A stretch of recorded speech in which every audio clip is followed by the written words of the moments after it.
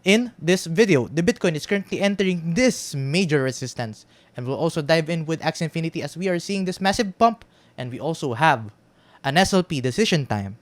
Stay tuned to know more.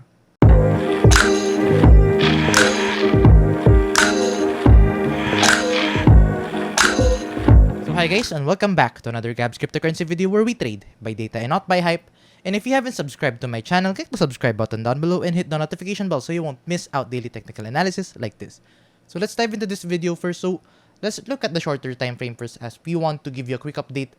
So diba as previously mentioned, we were expecting more consolidation dito. It can either consolidate further or see a big drop dito or magkaroon ng red candle. And right now, nagpo-form na tayo ng bearish divergence. So you can see na meron tayong increasing price while the RSI is declining. And that is called the bearish divergence. So this is traditionally a bearish trend reversal to the downside. So right now, we have to wait this one out kung ano mangyayari. But right now, we also have a strong support which is this previous resistance na around the 47,000 US dollars. It is now going to act as support. So ang pwede mangyari dyan is if mag-bounce tayo, let's say mag-bounce tayo dyan, pwede tayo mag-continue pa dyan at mag-continue ating bearish divergence. At the same time, yung ating RSI would still continue with the lower trend. In that case, that would still continue a bearish divergence. But the moment na ma-break natin itong RSI resistance, then we can invalidate the bearish divergence. Pero right now, as of this moment, the bearish divergence is still forming. So this is more likely meaning to be a short-term bearish. So take note guys, this is just a normal pullback. Kasi look at this. If we're going to look at the 50 moving average, ang layo na natin. And traditionally, whenever we get a bearish divergence, it usually goes back to the 50 moving average. You can clearly see that in different moves such as noong ito, increasing price action, declining RSI. Increasing price action, declining RSI. We saw that dito din, isa pa, increasing price, declining RSI. And then you can see, after those bearish divergence, bumabalik tayo more likely dito sa ating 50 moving average. So that is why it's very important na tingnan natin tong bearish divergence and it's more likely going to go back to the 50 moving average dito sa mga shorter time frames.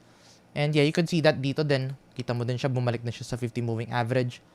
And yeah, I think that's what you should be monitoring for now for the short term. So this is a good re-entry opportunity if nag-dip to. So yeah, take every opportunity for a re-entry. And once na mag-dip tayo, ang next na kailangan natin abangan is kailangan natin mag-form ng bullish divergence. So dapat ang mangyari nun is pag nag-decline, dapat tumaakit yung RSI natin habang yung price is declining. In that case, that would signal into a bullish trend reversal. So yun yung kailangan natin abangan dito sa mga shorter time frame, especially sa 4-hour time frame. But let's take a look at this in the daily time frame. Kasi in the daily time frame, you can now see na we are entering this major Bitcoin resistance, which is this red resistance. So if you're going to scroll back, this same area is also the same resistance na kung saan tayo na-reject na Bitcoin price dito. Diba na-reject tayo dyan after entering that resistance.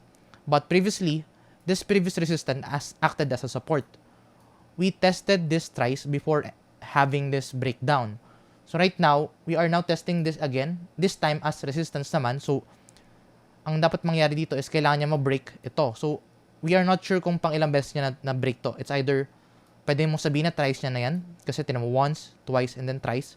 So pwede mong sabihin na thrice na yan. So in that case, possible na ma-break siya.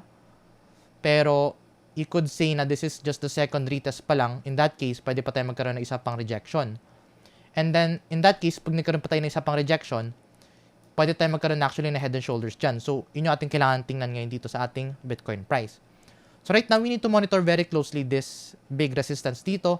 And yes, right now, wag muna tayo mag-enter ng big trades, not unless magkaroon tayo ng pullback dito or ma-break niya itong RSI resistance. So, in that case, dun tayo maglalagay ng big trades ulit. And yeah, as usual, kailangan natin ng volume if kailangan natin i-break ito. Kasi the last time na na-break natin siya, wala tayong buy volume. That's why it led to a fake out. So right now, yun yung i-monitor natin which is around the 47,000 US dollars up until the 51,000 US dollars.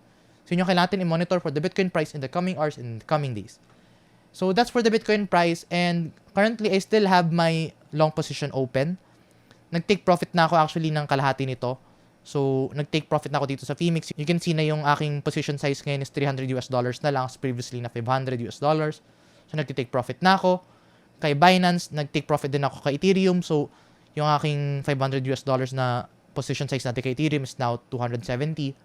So, yeah. you can see guys, nagte-take profit ako along the way dito sa mga ating price action, and then mag-re-enter ako sa mga long position if let's say magkaroon tayo ng dip pa ulit. And magkaroon tayo ng bullish divergence as usual. And guys, if you want to trade Bitcoin with the lowest fees possible, I highly suggest na i-trade it with Bingbon and Phoenix kasi mas mura yung mga fees nila when it comes to Bitcoin trading. So now, that's Bitcoin. Let's now talk about Axie Infinity kasi 'di ba?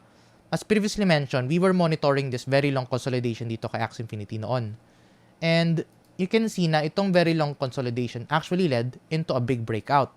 So ito yung sinasabi ko sa inyo guys, always look for a coin that is consolidating for a very long time. And look at that, it happened, it braked, and as usual, after a very long consolidation, magkakaroon tayo ng massive pump. And that's what we are seeing right now. And currently, nag-enter ako dito ng buy order, pero tinake profit ko na yung capital ko dito. So right now, I'm in a free trade. But what's next for the Axie Infinity price action? So to answer what's next for the Axie Infinity, we need to look at the Fibonacci retracement. So right now, we broke past through $123 for the resistance. So our next target for Axie Infinity is actually the $170. So I think pwede tayong tumulit-tulit up to 170. So that will be our next target area dito. Pero if na-break natin yung $170 area, then ang pwede mo natin tingnan ngayon is the $220. So possible na mag $200 tayo, but it needs to break the $170 first. And let's look at the RSI. You can see na we are overbought sa RSI. So mahirap na humabol ngayon. And kahit na humabol ka ngayon, maliit lang yung pwede mo makuha ang profit dyan. No? It's just roughly 8%. Kung bumalik ka ng dip, tingnan mo, kung nag-buy kayo during the dip, you would now have 250%. So nakita nyo guys, diba? Ang lakas ng power ng buying the dip. If nag-buy ka ng dip, you are now already 250% in profits. As opposed na pag nag-chase ka ngayon, if hinabol mo yung pump, you're just going to have 8 to 13% na pump for the time being. So, yeah. If I were you, I would look for different coins na nagko-consolidate, and the people who stuck in the bear market has the most to gain. Kita nyo dito guys, bull market can make you money, but bear markets can make you rich. So yeah, I'm now in a free trade dito for Axie Infinity, and that's for Axie Infinity. Other than Axie Infinity, let's talk about its token, which is SLP. So right now, we have a decision time for the SLP price action. Kasi 'di ba? Dati lagi ko sa inyo mina-mention na we are only going to flip bullish with SLP if we break the 100 moving average. And take a look at this guys. SLP is right now trying to break the 100 moving average. So we are now about to flip bullish with SLP. Now, the main thing na kailangan natin mangyari dito is kailangan natin ng daily candle close. And to confirm the daily candle close, kailangan natin tingnan yung daily time frame. And we need to look at the 20-day moving average. So as you can see, previously kasi diba, doon natin malalaman if we are going to flip bullish or bearish. Itong line na yan. Kasi kita mo lagi tayo nare-resist dyan, resisted. So right now, we are now trying to break this. So ang kailangan natin makuha ngayon is kailangan natin ng daily candle close tomorrow at 8 a.m. Dapat mag-close yung green candle above this area dito sa ating SLP price action. And guys, if mag-close to above, then I think that's a good re-entry opportunity. All you have to do now is wait for a pullback. So let's say mag-close siya above the 100 moving average tomorrow. Ang pwede mong gawin is pwede mo siyang abangan na magkaroon ng short-term pullback. Kasi if you're going to look at this in the RSI, you are now about to get overbought. So in that case, that's not a good re-entry opportunity. So what you would want to happen is dapat mag-ano siya muna. After ng pump, magkaroon tayo ng short-term pullback or somewhat na reset yung indicator. Dapat ma-reset yan. Pag na-reset natin yan, then that would be a good entry opportunity. So yun yung kailangan niya abangan ngayon kay SLP. Kailangan niya ma-maintain itong 100 moving average. Kailangan niya ng daily candle close tomorrow above this area. And if you want to enter, you need to wait for a pullback dito. Kailangan niya ma-reset muna yung RSI para kahit paano okay yung ating re-entry point for SLP. And guys, if you want to long or short SLP, the only place where you can long and short SLP is in MEXC. So if you want to trade SLP in MEXC, you can use my sign-up link in the description down below if you want to claim bonuses dito sa ating SLP trade. And yeah, if you want to trade other altcoins, use my sign-up link for Bingbon. So lahat ng mga sign-up links natin for iba't ibang platforms, makita mo dyan sa description down below. All you have to do is to use my code when signing up. And you can get up to $2,000 bonus across all of my platforms. So ayun guys, yun muna yung update natin for today. So if you find this video useful and informative, please give this video a like. And if you want to see more contents like this, please subscribe for more. I'll see you in the next video and bye-bye for now.